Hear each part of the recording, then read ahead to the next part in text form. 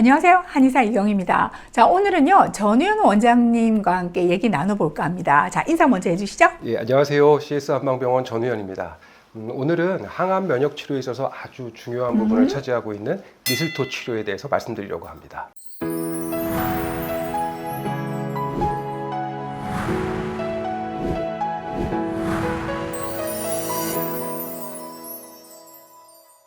미슬토라면 상기생이잖아요. 예, 맞습니다. 아마 겨우살이라고 하면 들어보신 분들이 더 많으실 겁니다. 다양한 숙주나무에서 수분과 영양을 공급받아서 살아가는 기생식물인데요. 자, 유럽에서는 주로 전나무나 사과나무, 참나무, 또 서양 물풀의 나무 등에 기생하는 미슬토를 이용하는 것으로 알고 있어요. 예, 맞습니다. 이미 많은 암 환자분들이 치료받고 계시긴 하시지만 미슬토가 과연 뭔가 정확히 아시는 분은 그리 많지 않으시더군요. 미슬토 치료는 1920년대 독일에서 시작돼가지고 유럽 지역을 중심으로 많이 발전돼 왔고요. 특히 이제 비슷한 나라긴 하지만 독일과 오스트리아, 거기선 약 60% 이상의 암 환자에게 기본적으로 사용되고 있다고 합니다. 물론 우리나라에도 최근 많이 사용되고 있고요. 이러한 미슬토 추출물에는 미스토렉틴, 비스코톡신, 베지클, 네. 다당류, 그 밖에 여러 종류의 단백질 성분 같은 지표 물질들이 들어있는데요. 이를 통해서 암세포의 성장을 억제하고 파괴해주는 세포 독성 효과, 그리고 NK세포 활성을 향상시키고 T헬퍼셀의 증식을 유도하는 면역 조절 효과, 이런 걸 얻을 수 있다는 것은 이미 많은 연구를 통해서 입증되었습니다. 저희 병원에서도 항암 면역 치료의 주축으로 활용되고 있는 치료 방법이죠. 자, 이 미슬토 치료는 항암, 방사선 등의 표준 치료를 적극적으로 도와주고요. 또 표준 치료의 부작용을 감소시켜주고 면역력을 올려서 암세포의 증식을 억제하는 작용을 하죠. 그런데 병원에서 사용하는 미슬토 추출물로 만든 주사제 종류가 한 가지가 아니잖아요. 그렇죠. 그래서 환자분들이 막 헷갈려 하시기도 하는데요. 현재 우리나라에서 가장 많이 사용 중인 거는 이제 암노바, 네네. 혹은 이스카도, 헬릭소 이런 것들이 있습니다. 모두 다 미슬토에서 추출되기 때문에 성분은 큰 차이가 없어요. 비슷하지만 추출하는 방법이나 성분의 함량, 비율, 그리고 보관 방법 등에 다소 차이가 있습니다. 암노바는 원식물의 70% 이상 고농도의 추출물을 함유해서 약효가 강합니다.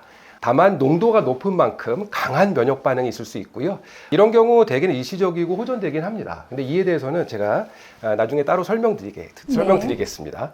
암노바는 미슬토가 기생한 아까 말씀하신 숙주나무가 뭐냐에 따라서 A, 전나무고요. 네. M, 사과나무, 네. F, 서양 물풀의 나무, Q, 참나무 등의 분류가 있고 용량도 매우 다양합니다. 0.02mg부터 20mg까지 아주 다양합니다. 네, 그런데 이스카도는 다른 미슬토 주사들과 조금 다른 점이 있죠. 발효 과정을 거친다고 알고 있어요. 예, 맞습니다. 네. 이스카도는 그 락토바실루스 유산균을 활용해서 발효한 후에 생산됩니다. 그리고 암노바에 비해서는 좀 적은 함량이긴 한데 원식물의 약 20% 정도 추출물을 함유하고 있어서 네. 면역 반응이 암노바보다는 좀 덜 일어나죠. 그래서 환자분들이 적응하기가 좀 쉬운 편입니다. 그런데 아무래도 추출물의 비율이 적다. 이거는 네. 약효 면에서는 차이가 있을 수 있겠죠. 네, 네. 역시 숙주나무가 뭐냐? 종류에 따라서 M, 사과나무, Q, 참나무 이렇게 분류가 되고요. 용량도 0.01mg에서 20mg까지 다양하게 나와 있습니다. 한편 헬릭소는 A하고 M, 즉 전나무나 사과나무 이렇게 분류돼서 제품화되어 있는데요. 다른 미슬토 주사액에 비해서 차이점은 이건 냉장 보관을 할 필요가 없어요. 오, 네. 예. 그 장점이 있습니다. 보관상의 장점이 네. 그렇죠. 용량 역시 1mg부터 100mg까지 다양하게 나와 있습니다. 자, 그럼 언제 이 미슬토 치료를 시작하는 것이 좋은지도 궁금하실 것 같아요. 예, 맞습니다. 암을 진단받고 수술을 앞두고 계신 환자분들은 수술 전부터 치료를 시작하시는 것이 좋습니다. 수술 전부터요? 예. 네. 그것이 아무래도 수술 후에 빠른 회복에 도움이 되고 네. 가장 중요하다고 할 수 있는 면역 기능을 유지하고 그걸 상승하는 데 도움이 되니까요. 그리고 가끔 가다 보면 제가 진료실에서 뵙다 보면은 항암 치료를 하는 경우에 미스토 치료 못 하는 거 아닌가 이렇게 생각하시는 분들이 계시던데요. 그렇지 않습니다. 항암제 투여하기 일주일 전에 그리고 항암제 투여한 지 2, 3일 정도 경과한 후에 이 미슬토 주사를 시행하는 네. 것을 권해드립니다. 이를 통해서 항암제의 부작용을 줄여주고 그 효과를 더 높일 수 있습니다. 물론 항암제 투여받은 당일에는 아무래도 네. 조금 피하는 것이 일반적이긴 합니다. 이러한 미슬토 치료의 용량하고 횟수는 환자의 상태가 어떠한가, 그리고 이제 받으시게 되는 표준 치료 일정에 따라서는 조금 차이가 있을 수 있습니다만 적정 용량이 결정되면 주 3회 치료를 일반적으로 권합니다.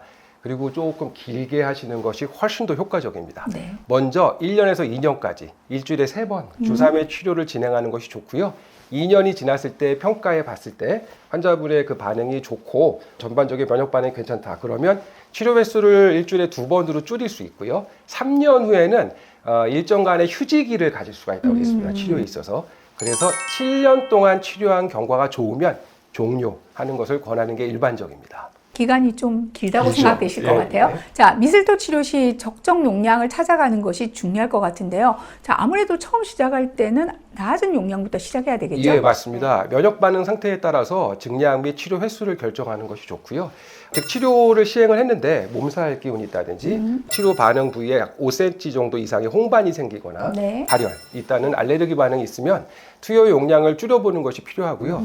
줄여서 투여했는데도 불구하고 알러지 반응이 계속 있다. 그러면 아까 말씀드렸던 것처럼 숙주나무를 바꿔서 다른 숙주나무의 주사액으로 변경하는 것도 고려해 볼 필요가 있습니다. 그리고 발열이 있는 환자, 급성 염증성 질환 환자, 이식 환자, 알레르기가 심한 환자들은 주의해야 됩니다. 미스터 치료의 부작용을 또 이제 간단히 말씀드리면 주사 부위가 빨갛게 되는 발적, 그다음에 멍울, 통증 이런 국소적인 반응이 부작용으로 있을 수 있고요. 경우에 따라서는 발열을 포함한 전신적인 알레르기 반응이 있을 수 있습니다. 네. 그럼 많이 걱정하실 텐데 이게 또 참 양날의 검인 게요. 부작용으로 느껴지는 이런 반응들이 오히려 네, 맞습니다. 환자분들이 미슬토 치료에 잘 반응하고 있다는 그런 반증일 수도 있습니다. 네. 대개의 경우는 시간이 지나면 점차 가라앉으니까요. 물론 흔하지 않지만 심한 알러지 반응이 나타난다면 그거에 맞춰서 또 치료가 진행되어야 될 거고요. 오늘은요, 항암 면역 치료의 한 축이라고 할 수 있는 미슬토 치료에 대해서 알아봤는데요. 자, 치료 기간이 꽤 길지만 꾸준히 하시면 그만큼 효과적인 치료이니까요. 현재 미슬토 치료를 받고 계신 분들 또는 받을 계획이신 분들은 암을 이겨내기 위해 꾸준히 받으실 것을 당부드립니다. 자, 오늘도 감사 인사드리고요. 다음 네. 시간에 뵙겠습니다. 감사합니다.